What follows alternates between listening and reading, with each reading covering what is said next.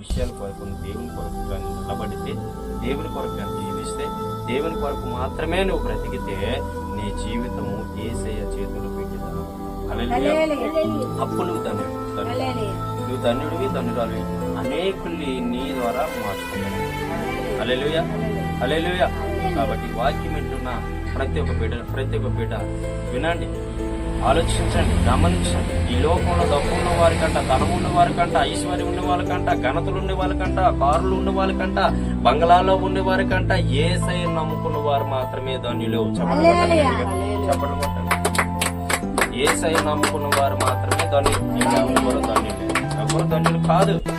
యేసయ్యను నమ్ముకున్న వారు మాత్రమే ధన్యులు. ఎందుకు ధన్యులు అంటే నీ పాపాన్ని తీసేసి నీ పరలోకాన్ని ఇచ్చేటువంటి ఏకైక దేవుడు ఈ సృష్టిలో ఉన్నాడు అంటే ఆయనే నజరేయుడైన యేసుక్రీస్తు ప్రభుల వారు. ఆయన తప్ప ఎవరో.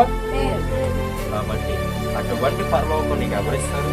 ఆ బంగారు పట్టణంలో నువ్వు అడిగేయడానికి నీకు ఇచ్చిన స్థానం ఎవరిస్తారు? నీకు దేవుడు మాత్రమే ఇవ్వాలి. ఎందుకంటే ఈ లోకంలో ఉన్నప్పుడు పరిశుద్ధంగా ఏ పాపం చేయకుండా, ఏ పొరపాటు చేయకుండా, ఏ తప్పు చేయకుండా దేవుని కొరకు కానీ జీవిస్తే ఖచ్చితంగా పరలోకంలో నువ్వు ఉండబోతావు. హల్లెలూయా. దేవుడి మాట దీవించింది, దేవుడి వాక్యాన్ని దీవించింది. ప్రార్థన చేసుకోండి. చిన్న ప్రార్థన పక్కన తీసుకోండి. చిన్న ప్రార్థన.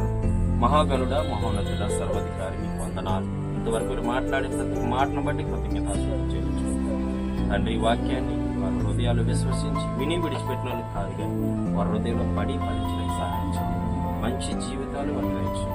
ధన్యురాలుగా నీ చేతులు పిలవబడాలన్న ఆశతో ఉన్నారయ్యా. వారి కుటుంబాన్ని వారిని దీవించి ఆశీర్వదించండి. ఈ వాక్యాన్ని వారి హృదయంలో పడి ఫలించడానికి సహాయం చేయండి. నజరేయుడైన యేసయ్య నామములో